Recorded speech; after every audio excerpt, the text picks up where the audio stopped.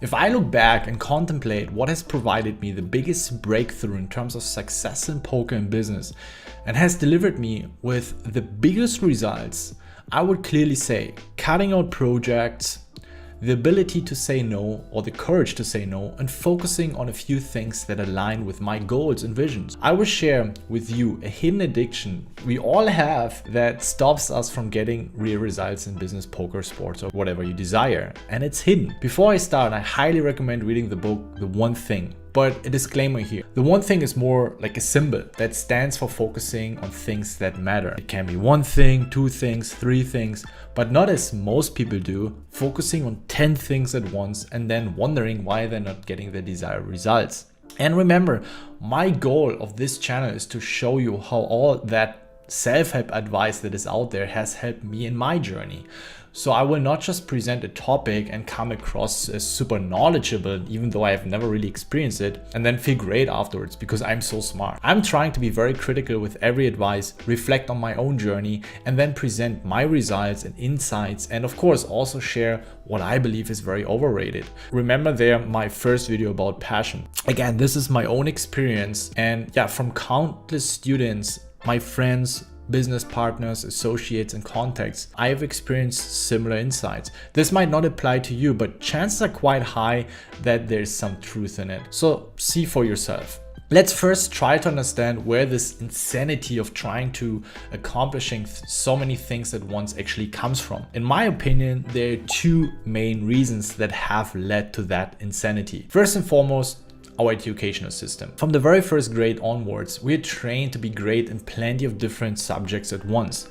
Languages, math, history, biology, physics, sports, music, arts, geography, just to name a few. And we all know that it was not just learning the basics. In fact, we were going quite deep. And of course, we wouldn't be excellent in all of these subjects, but at least we were, required to reach a certain level to pass the exams or to move on to the next grade. Especially in high school, for most of us, it was quite an effort to pass all the exams and learning and understanding so many different topics at once. If you compare this with business, you usually need to be good in one thing. For me, it is being good in poker and the ability to teach it. Of course, when it comes to business, you need to have a certain understanding of different areas like accounting, marketing, communication, leadership skills, and so on. But you don't need to be an expert in those. For the most part, you will have partners, associates, and employees that help you in those areas. I understand, maybe as a startup, maybe not from the beginning, you start on your own, but it requires you to have a basic understanding. You don't need to be an accountant. You don't need to be a lawyer or a marketing expert. So usually a basic understanding is totally sufficient. So whatever we try to accomplish, whether it is building a business or simply becoming great in poker, we tend to believe that we need to be experts in so many different areas. Even if you want to become a poker pro or a pro athlete or an esports pro, we believe we need to master so many different things at once. Especially in poker, I see grinders losing the enthusiasm because they want to master all the complex aspects of the game, and especially in a short period of time, maybe a few weeks. They want to master pre-flop, post-flop, ICM, bluffing, final table play, and then all the different stack sizes that come into play. I can highly recommend watching my podcast with Pats, so just check it out. But a lot of people just jump into tournaments and they're like, okay, what do I study? Oh, it's peer solver, because they see like Run It Once videos on peer solver. But it's the wrong approach, and almost like the whole tournament pool have the wrong approach about how to do it. They don't even know where to start, right? They get confused and overwhelmed. They lose the patience and passions, and a lot of the times they start tilting. They believe they suck, which can of course lead to a high level of frustration, which leads to tilt, and ultimately they lose a lot of money, or all of their money. So the first step is to comprehend the negative impact of trying to accomplish too many things at once. Understanding that the way it has been taught in school is not helpful when it comes to achieving great things in business or your personal life or in poker or whatever it is. The second reason is the fake life on social media. I cringe when I read in people's profiles that they're founder of 3 different companies and they're investors, life coaches, and dating specialists with 25. Yeah, sure, come on, dude.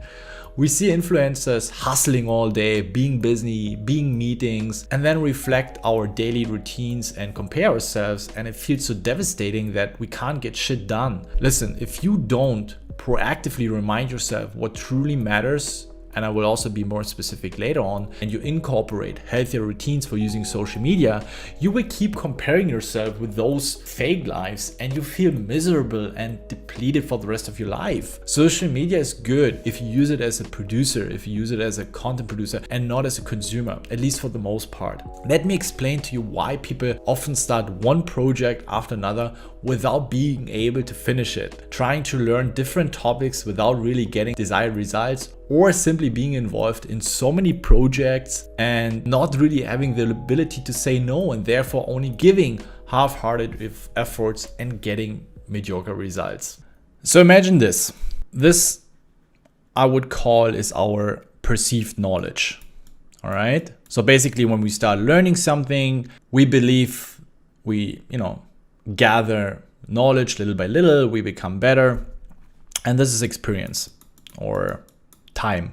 So for the most part, when we start here and we get interested in something, maybe learning poker or learning anything that we would like to transit into a business, we of course make progress, right? And for the most part, it works like this, that given that we are very motivated, right? Especially here at the beginning, we have a high level of motivation. We're very passionate, especially at the beginning. It's super easy to just get very motivated. And our perceived knowledge becomes rapidly high. So we tend to believe, we could also say confidence in something. You see it very well in poker, where once people start grasping certain concepts, they think, wow, they're pros and they're really good, even though they're still losing players. So at some point they're here and they think, I am epic. All right. Also very well known as the Dunning-Kruger effect. So actually we don't have a lot of experience yet. We haven't really learned a lot yet. We think we are epic and we know shit, and yeah, we're just so good in something.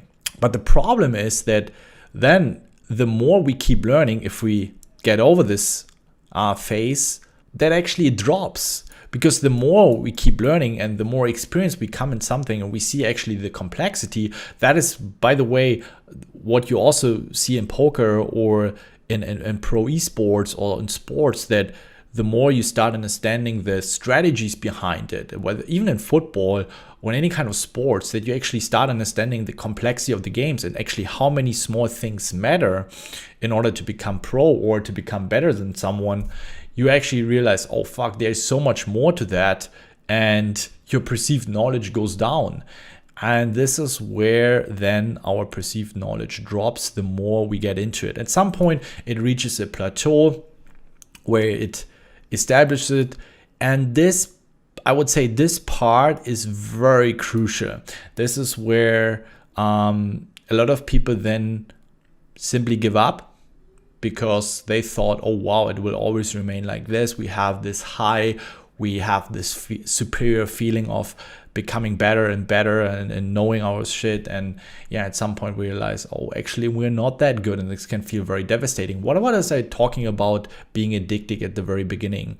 So this feeling here can be very addictive, right? We put in so little effort and we actually think we know so much. So once we have our first challenge, which is this phase that happens a lot in poker, when people realize, oh my God, there's so much more to that. How am I supposed to study all that stuff? This is where a lot of players fall behind. Once you start, you're enthusiastic about your business, you have that great idea. And once you get into it, you realize, oh my God, there's so many things I need to consider. It's not that easy. This is where the first obstacles are facing your way, and you need to overcome that. You need to find solutions. You need to find the right people. You might need to get a loan or whatever it is. Or you need to overcome certain governmental regulations that hinder you from releasing your app or whatever it is. I had also to face these obstacles when I started building Raise Your Edge, whether it's regulations regarding gambling in certain countries, even though we're not a gambling provider, but usually payment providers and the respective authorities, they just see, oh, it has something to do with gambling, or we want to see a license, and they simply don't understand we're not providing gambling. So there are a lot of obstacles. It doesn't matter if you want to become a poker pro or an esports pro, you want to build a business. And especially when you gather knowledge, when you get into something, very quickly it's easy to say I'm epic, and then it starts deteriorating. And this is where a lot of people give up, especially that feeling here can be very addictive. So what's the easy solution? Well, fuck this shit. I don't want to do this. Let's jump into a new endeavor. And then it repeats. We get this high, we get this dopamine kick of feeling great. We get that confirmation feeling of achieving something, whereas we're not really achieving anything. And then we blame those obstacles that, there were obstacles, so we give up, we try something else.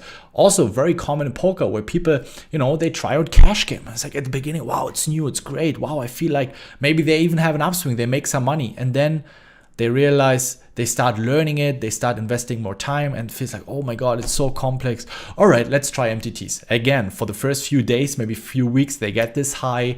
They feel like they're beating the games. They learn a lot of stuff in a very short period of time. The moment they start diving deeper, it feels so overwhelming, so confusing. They realize actually they know very little, and then they give up. And then, of course, you have these cases where this realization here comes never, and they just keep thinking they are more epic and more epic. Again, that's this perceived knowledge, not real knowledge. Yeah, and they overestimate themselves, being overconfident, and then at some point it just totally crashes. This is just like a bubble, it's just a matter of time when it crashes. And I have to admit, I should have become an artist. It's very beautiful, my paintings. Speaking about Dunning-Kruger effect. This is something you need to remind yourself. This is why people get so addicted to, and they're not even aware of it. I can see myself, it's so easy to get into a new project. At the beginning, everyone is hyped, and the moment you put in the work, the moment you start doing research, you realize it's not that easy. Maybe we have missed a lot of facts, or haven't done enough research, or we realize it's more complicated, and then it feels so overwhelming, and then we start doubting the project or start having first doubts. So a good step is to just remind yourself that this is normal, that our brain tries to trick you, and you should always remember that actually it is more like this, right? That we tend to always be a little bit too overconfident sometimes. So just remind yourself that from the very start, it's probably a very slow project. And then, the deeper you get, you should not see the insights you might gain, that things can be way more complicated, not necessarily negative things. It's just showing you the real path, and you're not taking detours or wasting time on being too proud on yourself, what you have accomplished here at the beginning. Like, you're actually here, not here. And this is where people think, oh, I'm here, I know shit. No, but actually you're here, and there's so much more to it. And you won't have wrong expectations. That's very important. Don't celebrate too early. Don't succumb to that feeling of feeling great and achievement too early, because this just is gonna backfire heavily. And once you understand this and you shift your perspective, it will be easier for you to push through. It won't feel as you don't know anything, rather that it is normal that the more knowledge you gain, the more complex certain areas appear, and it will take time to truly master something. There's simply no magic pill, and it's different for anyone.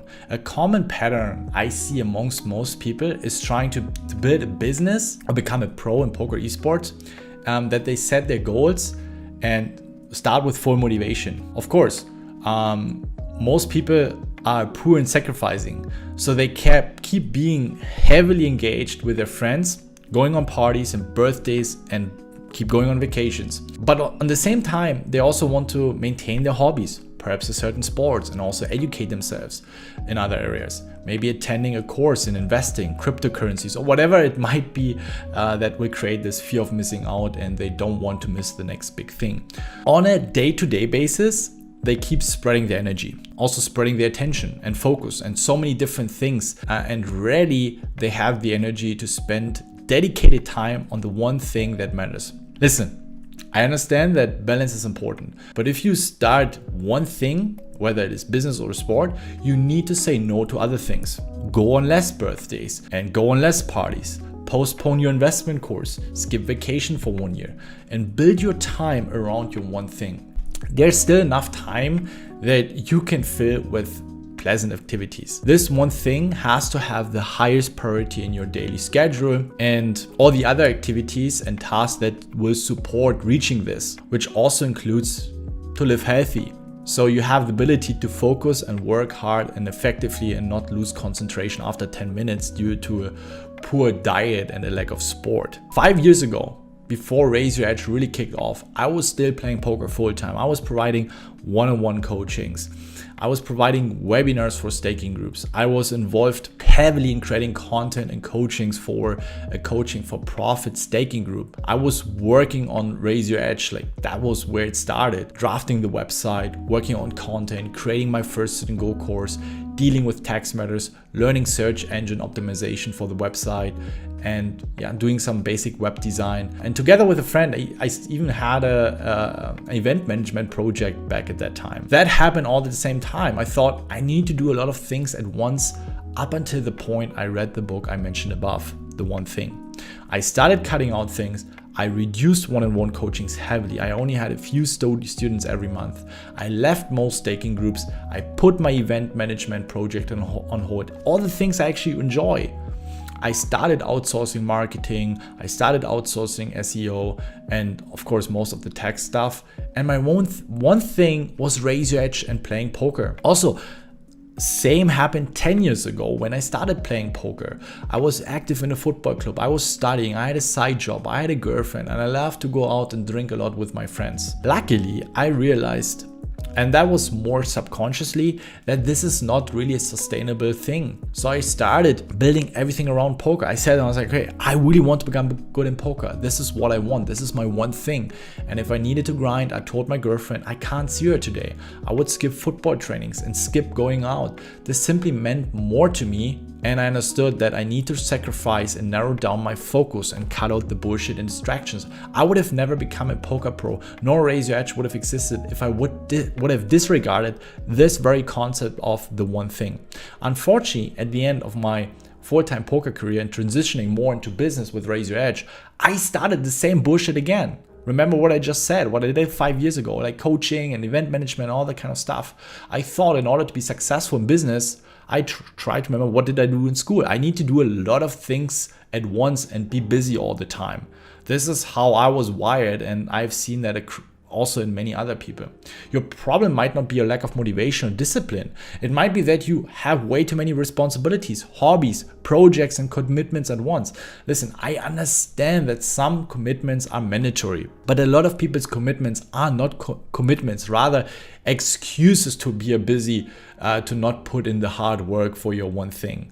Keep reading more books to educate yourself. Learning is also an excuse sometimes. Being afraid of the unknown and uncomfort that such a journey might bring. Let's face the truth that that's how it is for most people. They'd actually are way too uncomfortable to see what happened if they would really commit. What I would recommend is to sit down and think about your long-term vision. What do you want to achieve with poker, your business, or whatever? Where do you want to be 2.5 or 10 years? I highly recommend the book Klarheit as a journal. It really has helped me. Screw your, I want to make more money. You think that will manifest anything? Man, we're in 2020, almost 2021. And people all over the world are preaching not to just do things for money. Money is important, but it's just only a tool. What are you going to do with your money? Travel? Why do you want to travel? To meet people? Why do you want to meet people? To find the love of your life? Boom, here we go. These are the goals and visions that matter, or the dreams that you have. And these will make you get up again when things go south. Drop it in the comments. What are you currently working on? What is it that you know should be your one thing, but you keep procrastinating, you keep putting it on the side because you consider other things more important, but deep down, you know, these are the things that are just distracting you, and you use them as some sort of excuse. I hope this video has helped you, and then see you guys next time.